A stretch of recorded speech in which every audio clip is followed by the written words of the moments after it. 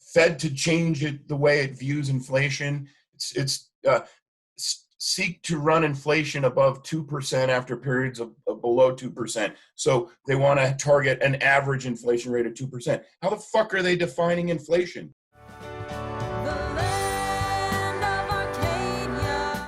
Hello there, my friends. Chris Marcus here with you for Arcadia Economics and the weekly Denver Dave silver and gold market update. You may notice it's Thursday, at least when this is airing. We're going to be switching around the schedule a little bit here. Dave, you're too important to wait until Sunday for. Stop. It can't be done. Plus, we have a special show today because the Federal Reserve just officially confirmed that their plan and their only plan is a hyperinflation campaign. Unfortunate for people who own treasuries. Interesting action in the metals today. Although, Dave, fortunately, it was a little dicey. I know you didn't actually listen to the call. It is hard to sit there and take. But I had my equivalent of a Federal Reserve condom on. I got my new Got Silver hoodie. So that helped keep me clean a little bit because I'm sure you've heard the highlights. Jerome Powell. When you're watching the Powell speech, do you sit there with silver dust and toss it at the TV and go, "The power of Christ compels you"? The power of Christ compels you. Are you trying to give Powell an exorcism? I think next time I'll surround myself with some silver coins. Actually, I'm grabbing my LBJ killer coin from my desk here. We could take the analogy from The Exorcist to, vampires. I mean, it may take a pure silver bullet through Powell's heart to kill him, right? Maybe you can have a wreath of garlic around you when he's talking. Well, you won't get infected with the total bullshit that comes out of his mouth. Well, I'm going to always advocate peaceful means, although I do have two 10-ounce silver bullets on my desk there. There you go. Plus, Andy Scheckman just sent me a variety pack. I asked him for one of everything, so we'll have lots of cool stuff to share. Speaking of sharing things, maybe to start, here's the let me pull up the article that came out. This was on Monday. Powell set to deliver profoundly consequential speech, changing how the Fed views inflation. And this was Monday. The speech was Thursday. So how does CNBC already know what's going to happen 4 days in advance? And if CNBC knows it, are you telling me that Goldman Sachs didn't know it before then? I mean, yeah, but everyone knew it. Everyone knew it. The drafts of those speeches get leaked. It's like, floating the trial balloon. They want to get it out in the public. Everyone knew this is what the guy was going to say. So, it's great. If it's not like you're front running a market when CNBC releases that, because everyone knows it's there 3 or 4 days ago. So you can get positioned if you think it's going to affect the markets. But by the time it gets, once the speech gets delivered, it should already be priced into the market, even though we don't have, there's not really much price discovery in any of the markets anymore. Well, I agree with that. And I mean, just seeing who cares about that stuff? I mean, I'm sitting here looking at the ticker on Bloomberg, or the little announcement banner, Fed to change it the way it views inflation. It's seek to run inflation above 2% after periods of below 2%. So they want to target an average inflation rate of 2%. How the fuck are they defining inflation? Anyone seeing that and says, he's telling me inflation's 2%? What's he talking about? I mean, the price of almost everything has close to doubled since 2008. You're telling me that's not inflation? Well, I would This is just Orwellian. It's the epitome of Orwellianism, because it's like, just make shit up and put labels on it, and that's what it is. And these idiots in the media on Bloomberg TV, they're just sitting there smiling, delivering the message. It's like they feed the ducks, and these guys, like zombies just go, oh, okay, yeah, it's going to average 2% over time. Well, I sent you a link to the Chapwood Index, and it shows real price inflation has been running above 10% for the last 4 years in major cities. And that doesn't include a lot of things. Well, you should have heard Tom Keene on Bloomberg Radio. Tom Keene's a moron. I don't listen to him because on the chance that something might seep into my brain that he says, I'll be more dumb for having listened to it. He sounded like, it was like his favorite football player just won MVP of the Super Bowl. Right. I mean, this is just idiotic. Although, I guess one thing that you point out there that was in my notes here, a cross-off note about Tom Keene. I mean, some of it's surreal, and I'm not trying to pick on anyone. There was certainly the days and years where I used to watch CNBC and think that was actually how it worked, and then, you read some Austrian economics, start paying attention a little bit. So and especially once you get into gold and silver, which a lot of us are really passionate about, it's like almost sometimes you forget, it's like, oh, wait, 99% of the world's actually taking this guy seriously and believes this stuff. I don't know about 99%, but certainly, in fact, I can't just let myself believe that these people regurgitating what's in front of them in the teleprompter on TV, Tom Keene, for instance, I just can't believe that they truly believe what they're spitting out to the public. I mean, if they truly believe that inflation rate is plus or minus 2% and has been for the last 15 years, these guys are moronic. They're nothing but meat puppets with mouths and vocal cords. Yeah, and I guess one thing I think about a lot is that usually, if you're running a business or doing something with your own money, for example, you keep an eye on it. So, well, over the last year, this went well, this didn't went well. We lost a lot of money here. Maybe we'll leave that behind. And I'm going to start digging through. I mean, some of the quotes, some of the things he said, I was surprised it wasn't wearing his I'm with Pinocchio t-shirt. But I mean, he says, first of all, he finally did mention, he said, we're going to give this a thorough review every 5 years. I'm like, all right, well, where's the review after QE2, QE1? I mean, at what point, it's like the fire is raging. And you're like, well, if we spray gasoline on faster, maybe it'll go down. First of all, now here's the the sub headline on Bloomberg, or the whatever you call that little box with the bullshit in it. Powell, can have robust job market without inflation outbreak. What kind of BS is that? We're sitting at north of 20% unemployment rate, and wages are actually rising. I saw some data, and I don't know how credible it is. I saw some data just yesterday, I believe, or some index was published that showed wages are starting to rise pretty quickly. And we don't have a robust job market. We have a depressionary job market. So how is it possible that wages are rising, right? You got an oversupply of labor right now. So if Adam Smith economics was actually in effect here, wages should be falling until you reach a level of higher employment, correct? So, I mean, here's what this means. And they're doing a brilliant job. They're like magicians, these people. They're doing a brilliant job of deflecting your attention away from what's really going on, okay?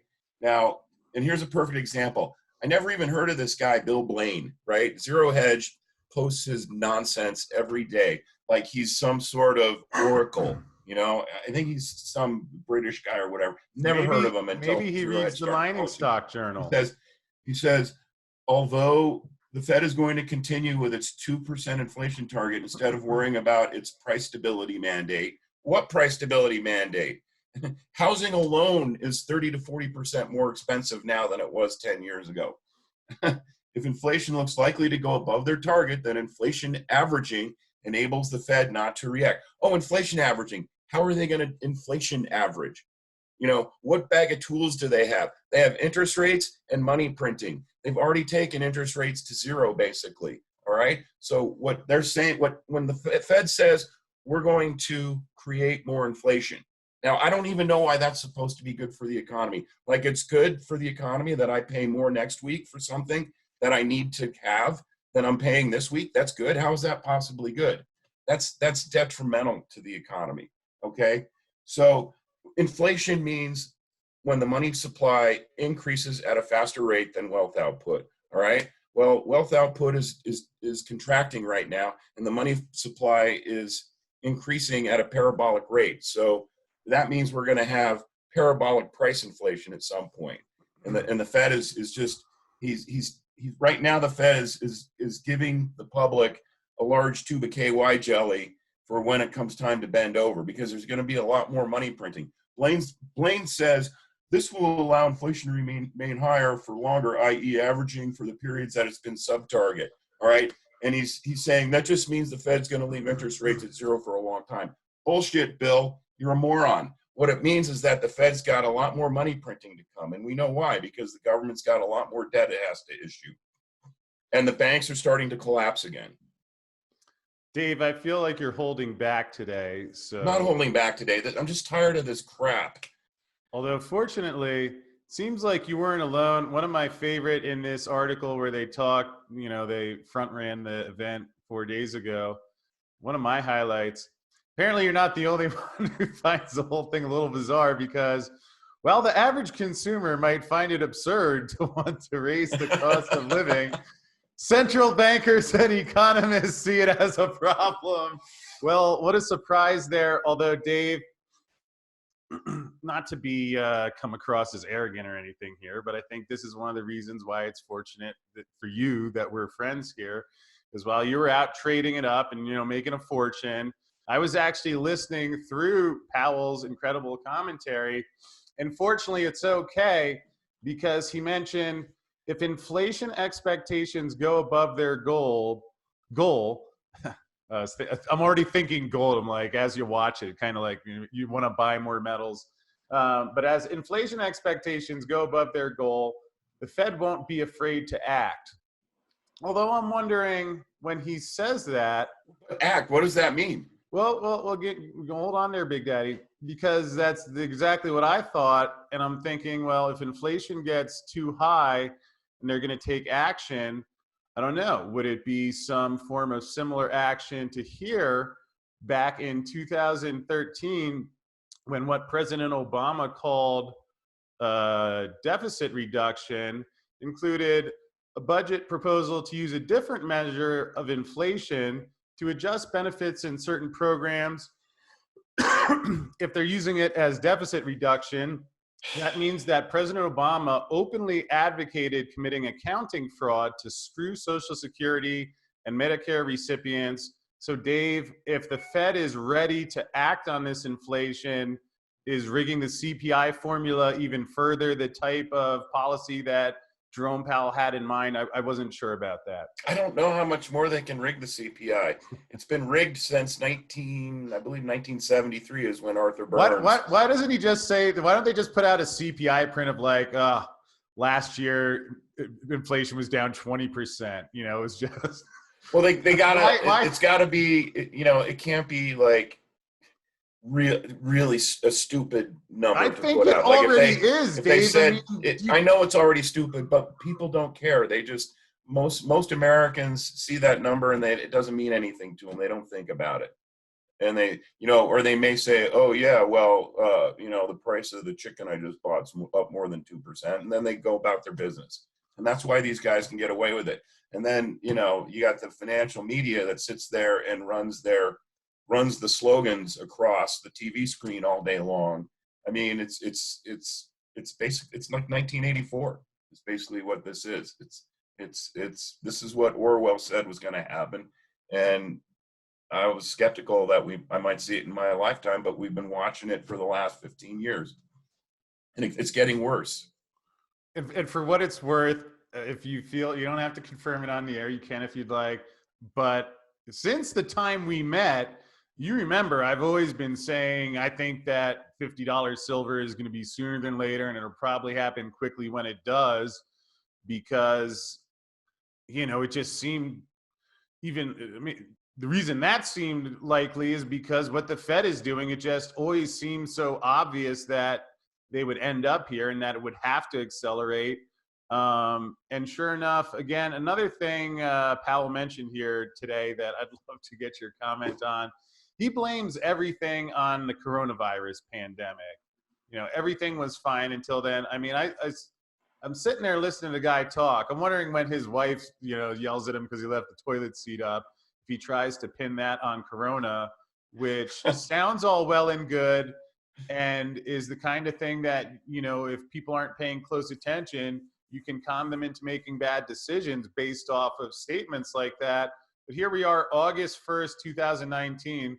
They were cutting rates even before the swap lines, even before Bill Gates, the World Health Organization, and Johns Hopkins were just randomly on a Saturday afternoon in New York. They didn't want to go have a picnic in Central Park. This was even before their event 201, where they were studying hypothetical coronavirus pandemics, how to respond with a vaccine in advance. But even all before that, there you see the interest rate cuts. So this was not just the coronavirus, and he keeps lying about that. Look, you don't have to tell me. And, you know, notice how no one in the mainstream financial media points that out. I've been screaming about it for quite some time. They started signaling a big problem developing in the financial system back in September of 2019. And I called that. I said, this is what's going on. This is bullshit. It's not clogged plumbing. That's what Bill Blaine used to like to regurgitate. Clogged plumbing in the banking, in the repo system. No, the bank balance sheets are melting down. They need liquidity to plug the holes, cash flow shortfalls, because all that crap debt that they've underwritten and have a lot of it on their balance sheet has stopped performing, which means people on the other side have stopped making payments, which means there's a shortage of cash in the banking system. So the Fed started filling those holes, and the holes got bigger and bigger well before anyone ever knew what the word coronavirus was, right? Supposedly the first known case outbreak was in November or December in Wuhan or something, whatever. No one had ever heard of coronavirus, no pandemic. Every football stadiums were full last September, right? No, the banking system started melting down. And I predicted that it was going to, the repos, which I called money printing from day one, were going to get larger and more frequent. And then boom, all of a sudden they have an opportunity. Coronavirus shows up, they have an opportunity to do what they needed to do to keep the banking system from collapsing, which was throw a few trillion into the banking system, which they did, and also use part of that to fund a lot more government debt issuance.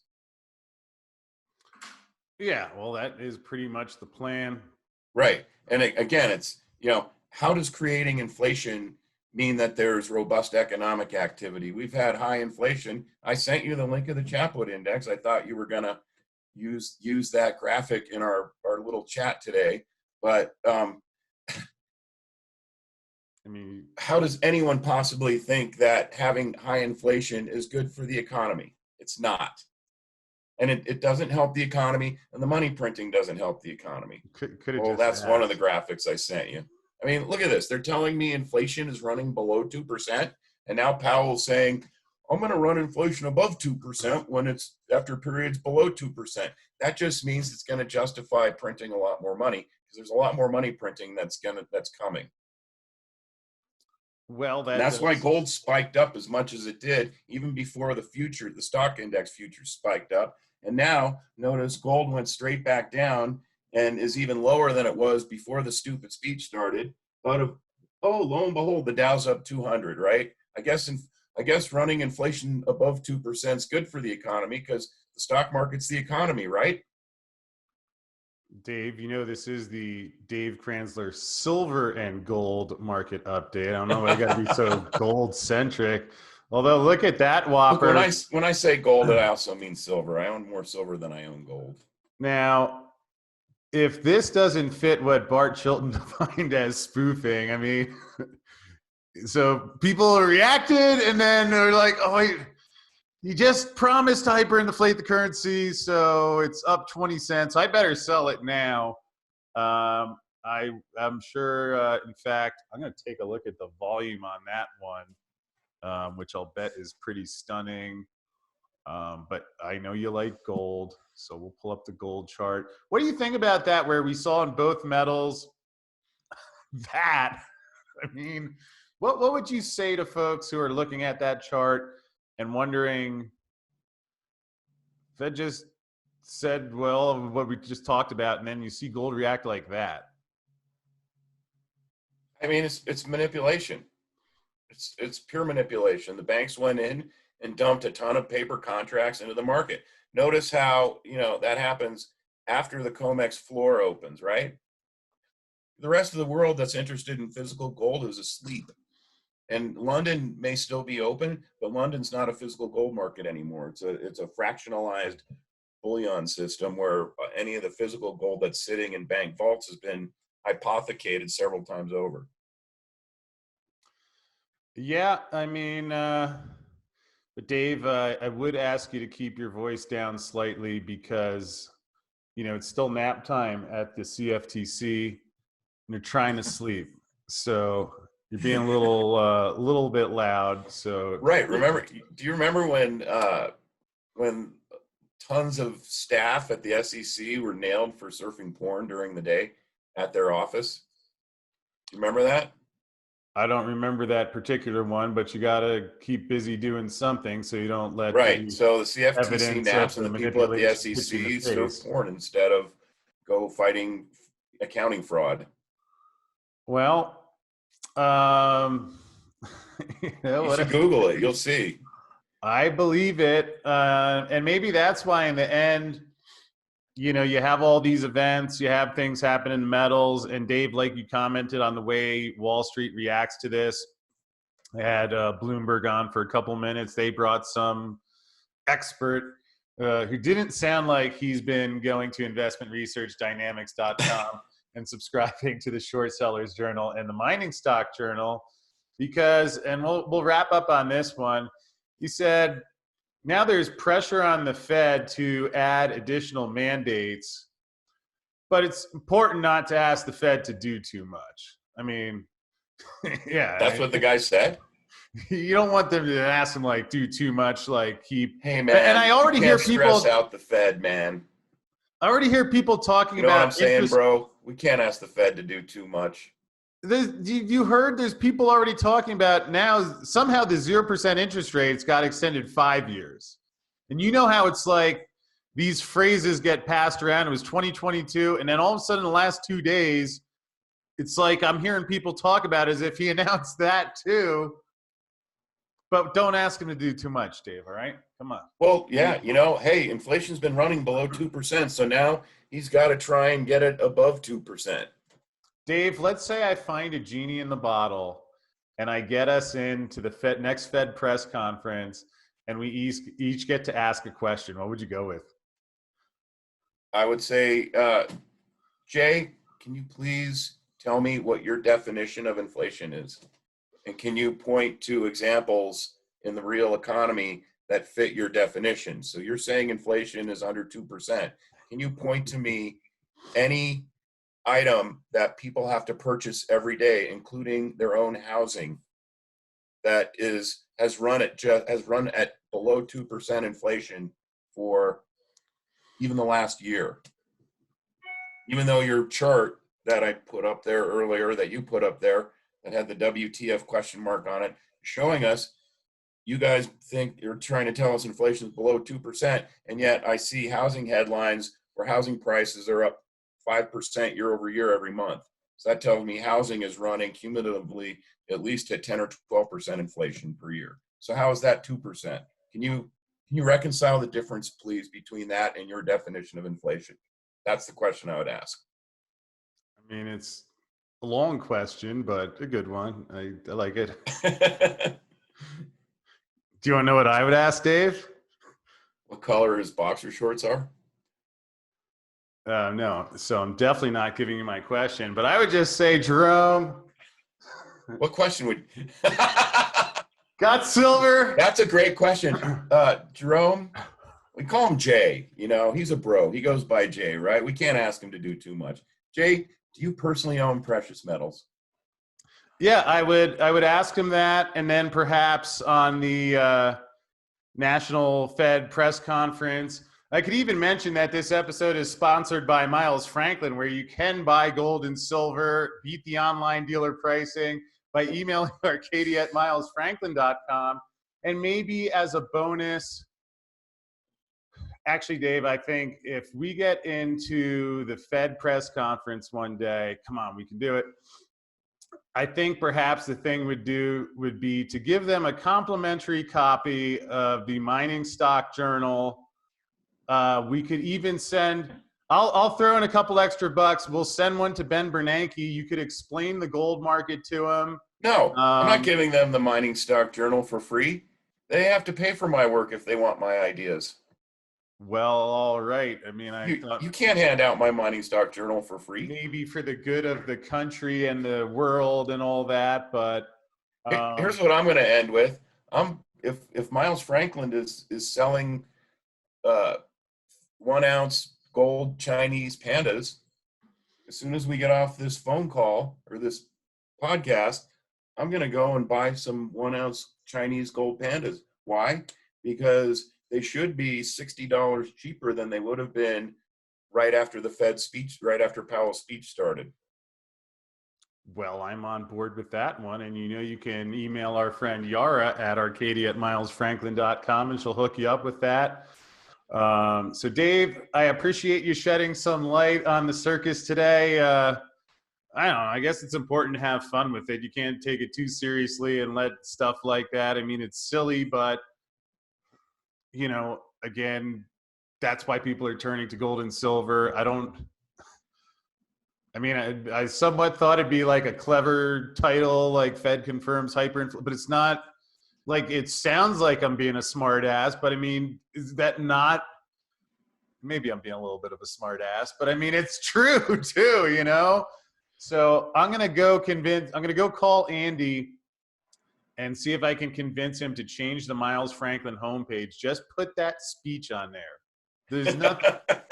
You couldn't Wolf of Wall Street. Have better free marketing, right? You can't have a better gold and silver salesman than Jerome Powell. So Dave, I appreciate you shedding the light on that. We will look forward. We're going to get your permanent day set next week, but this was a good one as always. So thank you.